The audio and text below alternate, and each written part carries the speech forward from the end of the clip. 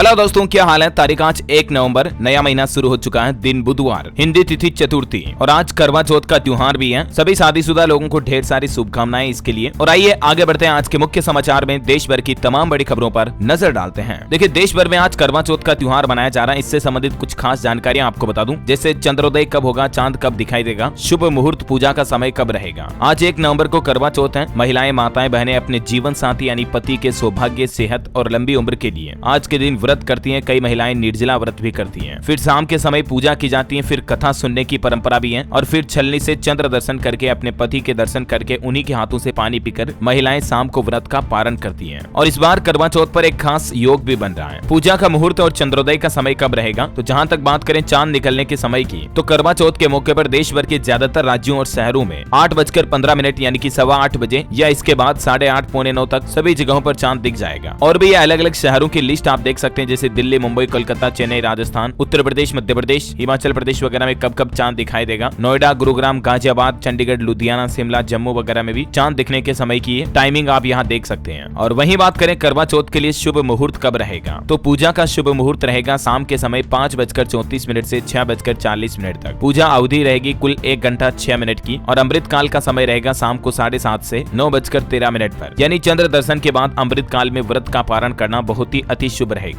हालांकि आज के दिन सर्वार्थ सिद्धि योग रहेगा पूरे दिन और रात, तो कुछ भी काम करना हो दिन भर अच्छा समय ही रहेगा। जो माताएं बहनें पहली बार करवा चौथ का व्रत या उपवास रख रही हैं, उनके लिए भी कुछ खास बातें मैंने आपको DLS न्यूज चैनल पर बताई थी हाल ही में, कुछ नियम वगैरह, तो आप हमारे चैनल पर जाकर के ये वीडियोस देख सकते हैं, ठीक है ना। और बाकी दोस्तों, इस बार करवा चौथ पर देश भर में 15,000 करोड़ रुपए का कारोबार और खरीदारी के लिए बाजार सजे हैं। और एक सबसे अच्छी खबर तो देखिए, इस राज्य में महिला कर्मचारियों को सरकार ने बड़ा तोहफा दिया करवा चौथ पर महिलाओं के लिए, यानी जो वुमेन एम्प्लॉइज हैं उनके लिए बड़ी घोषणा कर दी है। और एक राज्य सरकार ने भी बड़ा तोहफा दिया। करवा चौथ के मौके पर ऐलान हो चुका है, आने वाले त्योहारों के लिए 2 मुफ्त गैस सिलेंडर मिलेंगे। ये किस राज्य में योजना का फायदा मिलेगा आगे बताऊंगा मैं आपको पूरी जानकारी विस्तार से। फिलहाल देखिए आप कुछ महत्वपूर्ण खबरें। देखिए, सरदार पटेल जी की जयंती थी कल। इस मौके पर पीएम मोदी ने उनको श्रद्धांजलि भी दी। गृह मंत्री अमित शाह ने भी रन फॉर यूनिटी को हरी झंडी दिखाई। ये देख सकते हैं आप कुछ तस्वीरें। प्रधानमंत्री ने सरदार पटेल जी को जल और पुष्प अर्पित करके श्रद्धांजलि दी। सरदार पटेल की जयंती पर बोले पीएम मोदी, हमें भारत को अगले 25 सालों में विकसित देश बनाना होगा। और इस मौके पर पीएम मोदी ने अमृत वाटिका और अमृत महोत्सव का भी उद्घाटन किया। अपने ललाट पर देश की माटी का यानी कि मिट्टी का तिलक लगाया। पीएम ने कहा, मेरी माटी मेरा देश। इस अमृत कलश यात्रा का भी समापन हुआ। मोदी बोले, देश भर से लाई मिट्टी सिद्धि के लिए प्रेरित होगी। और इस मौके पर सरकार ने माई भारत पोर्टल भी लॉन्च किया। और देश भर के युवाओं के हित के लिए केंद्र के नरेंद्र मोदी सरकार ने मेरा युवा भारत पोर्टल भी लॉन्च किया। कल राष्ट्रीय एकता दिवस के मौके पर पीएम मोदी ने 5,950 करोड़ रुपए के प्रोजेक्ट्स भी लॉन्च किए। गुजरात राज्य में डेवलपमेंट के लिए ये प्रोजेक्ट लॉन्च किए गए। और UN champions of the earth award भी अनाउंस हुई है। गुजरात में पीएम मोदी ने स्टीम हेरिटेज स्पेशल ट्रेन को भी हरी झंडी दिखाई। एकता दिवस पर ये ट्रेन का तोहफा दिया। इस ट्रेन की खास बात यह है कि वैसे तो ये टूरिस्ट ट्रेन है, लेकिन दिखती ऐसे है जैसे पुराने समय भाप के इंजन से चलने वाली ट्रेनें होती थी ना, वैसा ही इसको लुक दिया गया है। 5 नवंबर से इसका रेगुलर परिचालन शुरू हो जाएगा। वहीं हमारे सैनिक नौजवानों ने भी बड़ा करतब दिखाया। देखिए आप, राष्ट्रीय एकता दिवस पर CRPF की महिला बाइकर्स ने शानदार करतब और कलाकारियां दिखाई। युवाओं के जज्बे को पीएम मोदी ने सराहा, है ना। तो कुछ यूं मनाया गया राष्ट्रीय एकता दिवस का कार्यक्रम। और चलिए दोस्तों, एक बड़ी ही चौंकाने वाली खबर आ रही। देखिए आप, दिवाली की सफाई में लोगों के घरों में मिल रहे 2-2 हजार के नोट। कई लोगों ने पूजा घर में, कुछ महिलाओं ने अपनी साड़ियों के बीच में 2 हजार के नोट रखकर भूल गए। और ये लोगों की लंबी कतार जो देख पा रहे होंगे, ये लाइन मध्य प्रदेश के भोपाल में RBI के एक रीजनल ऑफिस के बाहर 2-2 हजार के नोट बदलवाने के लिए लोग ये लाइन में लगे हैं। अगर आपके भी घर में कहीं इधर उधर कोने में तिजोरी में कहीं 2 हजार के नोट छिपे हो तो दिवाली की सफाई में जरूर चेक कर ले, है ना। चलिए दोस्तों, अगली बड़ी खबर है। भारतीय स्टेट बैंक SBI के SBI कार्ड ने रिलायंस रिटेल के साथ मिलकर लॉन्च किया रिलायंस SBI कार्ड। और इस कार्ड के जरिए ग्राहकों को रिलायंस रिटेल पर शॉपिंग करने पर शानदार आकर्षक ऑफर और अलग अलग तरह के कैशबैक डिस्काउंट भी मिलेंगे, है ना। और वहीं दोस्तों, आज 1 नवंबर से ही कई सारे नए नियम लागू होने जा रहे हैं, नियम बदलने जा रहे हैं, जिनका सीधा असर आम आदमी की जेब पर पड़ने वाला है। LPG रसोई गैस सिलेंडर से लेकर petrol, diesel, GST, LIC policy, share market और बीमा धारकों के लिए KYC अनिवार्य, इंपोर्ट एक्सपोर्ट आयात से जुड़े नियम, बैंक बंद समेत कई सारे रूल्स एंड रेगुलेशंस जो है ना, आज 1 तारीख से ही बदलने जा रहे हैं। जैसे देखिए, आज 1 नवंबर से ही दिल्ली सरकार ने प्रदूषण को रोकने के लिए बड़ा कदम उठाया है। इन वाहनों को दिल्ली में एंट्री नहीं मिलेगी। खास करके BS4 डीजल बसों को राजधानी में एंट्री नहीं दी जाएगी। और वहीं उत्तर प्रदेश में किसान भाई लोगों के लिए धान की खरीद भी आज से शुरू होने जा रही है। 70 लाख मीट्रिक टन का लक्ष्य रखा है। 4,000 क्रय केंद्र निर्धारित किए गए हैं। यूपी सरकार महिलाओं, लड़कियों के लिए भी रोडवेज बसों के ड्राइवर के लिए प्रशिक्षण देगी, ट्रेनिंग देगी, जिसमें भी 6-6 हजार रुपए दिए जाएंगे। छत्तीसगढ़ में राज्य स्थापना दिवस पर अवकाश घोषित किया गया। 1 नवंबर को सरकारी संस्थान बंद रहेंगे। सामान्य प्रशासन विभाग की तरफ से आदेश जारी किया किया गया। और भी दोस्तों बैंक खाता वालों के लिए, स्टूडेंट छात्र छात्राओं समेत कई सारे ऐसे नियम जो आम आदमी के लिए महत्वपूर्ण और काम के हैं बदलने जा रहे हैं। अभी मैं आपको एक एक बताऊंगा तो काफी ज्यादा लंबा हो जाएगा, और इसीलिए दोस्तों मैं आपको एक बात बताना चाहता हूँ। DLS न्यूज चैनल पर अभी मैंने 2 दिन पहले एक वीडियो डाला है जिसमें मैंने 10 ऐसे कंप्लीट नए नियमों के बारे में डिटेल और विस्तृत जानकारी बताई है। इस वीडियो का लिंक भी मैं आपको इस वीडियो के नीचे डिस्क्रिप्शन में डाल दूंगा, तो इसे जरूर देखिएगा। 10-12 मिनट का वीडियो है, लेकिन आप खुद भी यही कहोगे कि हाँ यार DLS भाई ये 10 मिनट वसूल रहे। आपकी जिंदगी में काफी काम आने वाली इन्फॉर्मेशन, जानकारी, सरकार की कुछ बड़ी घोषणाएं, बड़े ऐलान और न्यू रूल्स, बड़े बदलाव आपको इस वीडियो में जानने मिलेंगे, तो इसे जरूर देखिएगा, ठीक है ना। और बाकी आज से काफी चीजें सस्ती महंगी भी होने जा रही है, तो इसका वीडियो मैं आपको आज दिन में DLS न्यूज पर अलग से डाल दूंगा, ठीक है। और इस वीडियो को अगर आपने लाइक नहीं किया तो लाइक भी कर दीजिए, और DLS न्यूज चैनल को सब्सक्राइब नहीं करेगा तो वो भी कर दीजिए, ताकि आप ऐसी ही काम की महत्वपूर्ण खबरों को कभी मिस नहीं कर पाएंगे। चलिए अब मैं आपका टाइम वेस्ट बिल्कुल भी नहीं करता हूँ और सीधे आगे बढ़ते हैं अपन काम की खबरों की तरफ। देखिए आप, देश के सड़क परिवहन मंत्रालय की तरफ से एक बड़ी चौंकाने वाली रिपोर्ट जारी की गई दोस्तों। पिछले साल 2022 के डेटा है ये। सीट बेल्ट और हेलमेट न लगाने के चलते 66,744 लोगों की जान गई अलग अलग सड़क हादसों में। पिछले सालों की तुलना में जान गंवाने वाले लोगों की संख्या 9% बढ़ी। अभी सड़क परिवहन मंत्रालय द्वारा ये ताजा रिपोर्ट जारी की गई है, इसलिए प्लीज सभी लोगों से रिक्वेस्ट है, अगर आप बाइक चला रहे हो तो हेलमेट लगाएं, कार चला रहे हो तो सीट बेल्ट जरूर लगाएं, ठीक है ना। चलिए खबर है, नेशनल मेडिकल काउंसिल ने छात्रों को बड़ी राहत दी है। MBBS की रिक्त सीटों पर रजिस्ट्रेशन की लास्ट डेट को लेकर अपडेट आ रहा है। मेडिकल कॉलेजों में 30 सितंबर के बाद नामांकन करने वाले छात्रों के लिए बड़ी राहत की बात है, और वो ये कि BCEC के विशेष कार्य पदाधिकारी अनिल कुमार सिन्हा का कहना है कि अब तक MBBS कोर्स में नामांकन लेने वाले सभी विद्यार्थियों को वैध कर दिया है। बिहार स्टेट से अपडेट है, ज्यादा जानकारी आप इस पोर्टल पर चेक कर सकें, ठीक है ना। चलिए टेक्नोलॉजी से खबर है, रिलायंस जियो ने अपने यूजर्स के लिए पेश किया जादुई चश्मा।